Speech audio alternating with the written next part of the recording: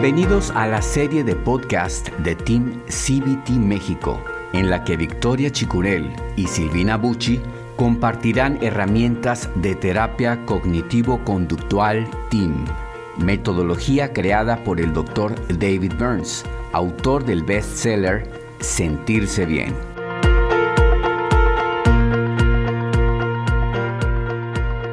Bienvenidos al episodio número 10 de Team CBT México.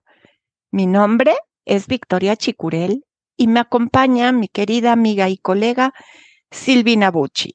Silvina, good morning, buenos días, qué gusto. Buenos días, Victoria, mucho gusto.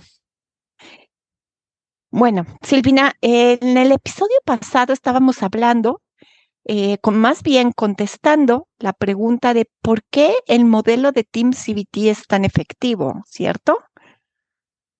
Entonces, podemos empezar a hablar hoy de cómo se conceptualizan los problemas en Team CBT. ¿Sí? Tenemos, el doctor Burns creó como 4 departamentos diferentes para encasillar los tipos de problema. El primero, digamos, que es un departamento del estado de ánimo individual en donde se encuentra la depresión y la ansiedad. Recordemos que siempre que hay ansiedad, también hay rasgos de depresión y siempre que hay depresión, hay rasgos de ansiedad. El segundo departamento vendría a ser de hábitos y adicciones. Y el tercer departamento viene a ser lo que son los problemas de relaciones. El cuarto se llama un problema no problema. Esto realmente suena confuso, puede sonar extraño, pero tiene una razón de ser. Entonces, Silvina nos va a contar qué es un problema no problema y cuál es la técnica que se usa para este tipo de problema no problema. La técnica que se usa para el problema no problema es la empatía. Y el problema no problema es un duelo, algo que no es patológico, algo que no es recurrente, es algo que me pasa hoy y no es algo que me pasa siempre. Entonces, antes de que se pueda convertir en algo patológico o en un problema más importante, se trata justamente con la empatía, que es la herramienta más importante para un problema no problema, para un duelo, y se trata de un acompañamiento para que la persona pueda hablar, y en TEAM hablamos de empatía con los 5 secretos de comunicación efectiva, por supuesto. Eso es muy interesante. Y bueno, cuando decimos que hay el departamento de problema no problema, esto significa que un duelo, ¿sí? Una pérdida que puede ser muy dolorosa, se trabaja también. Claro. Porque si no lo trabajamos, se puede llegar a congelar, a quedarse ahí, y entonces se puede transformar después en alguna patología, como por ejemplo lo que es depresión o ansiedad. ¿Es correcto, Silvina? Es correcto, puede decantar en algo que puede ser un poquito más importante, un poquito más grave. Entonces, para prevenir eso, lo que hacemos es justamente trabajar el duelo de una manera en la que pueda ir solucionándose y aunque es una pérdida irreparable seguramente y puede haber todo tipo de duelos, desde un trabajo que perdí, una relación o una pérdida de una persona, pero se va trabajando como para que la persona pueda ir gestionándolo y acomodando esa nueva realidad, pero sin que termine siendo algo más profundo que termine en una patología. Ok, súper interesante. Y bueno, es importante que la gente que nos está escuchando sepa que a través de los 5 secretos de comunicación efectiva, que estos son también métodos muy eficaces para tratar este tipo de problemas tan dolorosos, pero que podemos evitar que se vuelvan patológicos. Después vemos que tenemos en depresión y ansiedad, entonces ahí tenemos diferentes tipos de métodos, como también para tratar lo que es problemas de hábitos o adicción o de relaciones. Tenemos diferentes tipos de métodos, como por ejemplo, tenemos una técnica que es una técnica de compasión y es un juego de roles. Es un juego ¿no? de roles y se llama Doble Estándar. Tenemos otro tipo de técnicas que son técnicas que están basadas en la verdad. ¿Por qué las técnicas basadas en la verdad son importantes? Porque nos hacen ver qué es lo que pasa en realidad, ¿no? Como la técnica de examinar la evidencia. Voy y busco en ese archivo en mi vida esto que me estoy diciendo. ¿En realidad es cierto? Otras veces que tuve este miedo, ¿sucedió así? Entonces vamos viendo técnicas que nos llevan a ver como la incongruencia de nuestro pensamiento, de la distorsión que tenemos. Ok, tenemos técnicas basadas en la lógica, como el método socrático, y pensando en tonos de grises. Nos podemos ir a la semántica. La semántica es sumamente importante y aquí vemos el método semántico, definir los términos. Esto me parece tan importante porque al definir el término podemos darnos cuenta que quizá no estamos hablando de lo mismo, ¿sí? Por ejemplo, si yo digo color violeta, tendría que definir con Silvina, si vamos a hacer una decoración, por, por ejemplo, ¿qué cosa es violeta para Silvina y qué cosa es violeta para mí? Para mí un violeta puede ser algo que fosforece con colores lilas y para Silvina puede ser un color muy tenue, también en tonos lilas, pero muy tenue. Entonces, es importante que cuando tenemos una confusión, definamos términos con la persona que estamos hablando y esto nos ayuda a tener una mejor comunicación. También el ser específico es importante en la semántica. Eh, Vamos a ver técnicas cuantitativas como automonitoreo y también la técnica de estar haciendo prácticas de momentos de preocupación. ¿Y qué nos cuentas de las técnicas basadas en el humor, Silvina? Bueno, Tim tiene técnicas basadas en el humor que son geniales porque lo que nos hacen es ver justamente la vida de otra manera, de una manera un poquito, con un poquito de aceptación, ¿no? De que la realidad tiene sus matices y a veces esos matices los podemos enaltecer un poquito y hacerlos humorísticos y nos va a permitir incorporar la realidad de otra manera. Entonces, estas herramientas son muy poderosas de Tim y ayudan muchísimo a cambiar la forma en la que vemos las cosas. Y por supuesto, para poder usar una técnica de humor, tenemos que saber con quién la usamos, ¿no? Pero esas son cosas que va a aprender el terapeuta cuando está en una capacitación de entrenamiento de Tim. Oh, ok. Y bueno, tenemos también juegos de roles, ¿sí? A través de los juegos de roles podemos enseñar al paciente cómo puede cambiar su pensamiento, por ejemplo. Y está la técnica filosófica, que es muy espiritual, que es la aceptación paradójica. Para ti, ¿por qué esta técnica es tan importante? La técnica de aceptación paradójica es, primero que es justo lo que nos falta hacer cuando estamos en depresión, ¿no? Es eso que tenemos tanto miedo de hacer, tenemos que aceptar la realidad. Y la aceptación paradójica nos da un poder, el poder de aceptarlo de una manera que puede ser como espiritual, ¿no? De aceptación divina, hacer las paces con eso, de una manera como zen.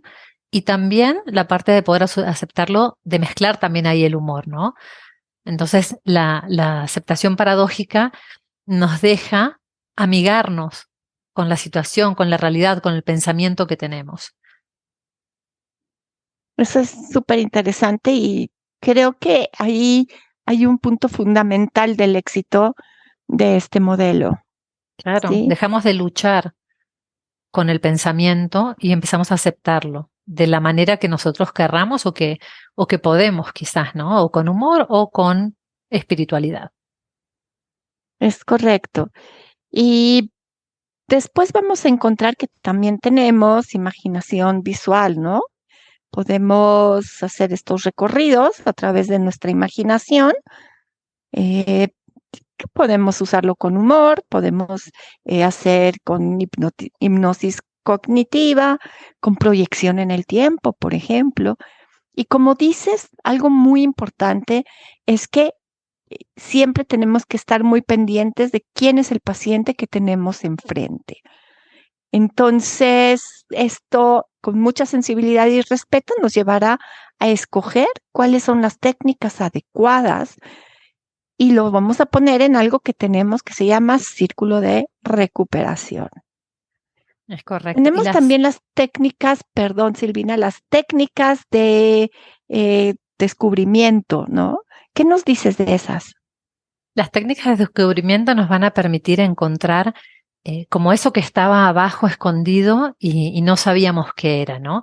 Como la creencia contraproducente que hace que yo actúe como actúo y que interprete las situaciones de una u otra manera, o quizás cuál es el miedo más profundo que me hace sentir esto que siento y decirme estas cosas que me estoy diciendo, y también la forma en la que me hace actuar en las relaciones, ¿no?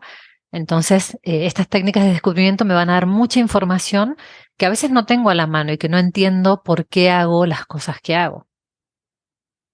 Ok, y la técnica motivacional, también esas son, arrojan información muy importante, como, por ejemplo, para tomar una decisión, podemos usar una técnica motivacional, podemos para saber si el paciente está listo para empezar una rehabilitación, por ejemplo, en una adicción, también podemos usar este tipo de técnicas. Por ejemplo, si está listo para dejar de procrastinar, ¿no? Que es todo un tema, la Es todo un tema. procrastinación. Y luego nos vamos a ir a las técnicas de exposición. ¿Por qué son tan importantes? Bueno, porque las técnicas de exposición son un requisito muy importante e indispensable para poder solucionar cualquier temática de ansiedad. Entonces, el tema de tener exposiciones que pueden ir desde exposición por inundación, exposición gradual, ¿no? Tenemos diferentes exposiciones y también tenemos lo que hablabas antes, que eran las técnicas de imaginación, ¿no? Imaginación visual, en las que nos exponemos, pero no de frente, en las que nos preparamos para esa exposición. Por eso son tan importantes, porque lo que hacemos es una preparación para esas situaciones que no podemos exponernos o para situaciones que podemos exponernos, pero necesitamos como una previa de esa exposición. Entonces, todo tipo de exposición va a ser acompañada y va a ser preparada para que el paciente, cuando esté listo para hacerlo, tenga las herramientas como para que no sea contraproducente esta exposición. Me encanta. Y entonces, nada más para redondear, vamos a decir que tenemos técnicas de exposición, que es clásica. Tenemos técnicas de exposición cognitiva, que esto lo podemos usar cuando no podemos hacer la exposición directo, como en este momento subirnos en un avión, por ejemplo. Y podemos también hacer técnicas de exposición interpersonal que ayudan muchísimo a la ansiedad social. Todas estas técnicas se usan para ansiedad social. Y después, Silvina, cuéntanos de las técnicas interpersonales. Tú eres una experta en lo que es los problemas interpersonales. ¿Qué opinas de las técnicas de Team CBT? Me parece que son fabulosas. Las técnicas de Team CBT no solo plantean un poquito el buscar a ver cuál es la motivación que tiene la persona para el cambio, cuál es la resistencia, sino que le da herramientas de comunicación a las personas que son como infalibles, ¿no? Van a producir de manera certera, es como una garantía de que va a haber un acercamiento entre las personas, porque la forma de comunicarse y de relacionarse va a cambiar. Entonces, estas técnicas de comunicación van a hacer que la relación en sí cambie completamente. Primero porque cuando uno cambia, el otro se ve obligado a cambiar porque ya no es la misma persona con la que se está relacionando, ¿no? Si yo soy diferente, el otro no se puede relacionar conmigo de la misma forma. Y segundo, que la manera en la que me voy a comunicar va a dejar de ser defensiva, va a dejar de ser de ataque, va a ser mucho más asertiva y con una herramienta de comunicación tan poderosa que va a hacer que yo pueda expresar lo que yo siento y comprender al otro de una manera que cambie la relación y cómo nos relacionamos. Qué interesante, Silvina. Pues esto creo que es todo por hoy. En los próximos episodios podemos empezar a ser un poco más específicas en cuanto a qué tipo de técnicas usamos para cada tipo de problema, como para cada tipo de departamento. y que nuestra audiencia pueda saber si hace la capacitación de Team CBT, todo lo que va a aprender, o los pacientes que quieran tener una terapia Team CBT, todo lo que se les puede ofrecer. Me parece que ya nos pasamos a retirar y gracias por acompañarnos y los esperamos en el próximo episodio de los podcasts de Team CBT México. Para más información acerca de Team CBT México o para certificarte como terapeuta Team CBT, visita la página www.team-cbtmexico.com.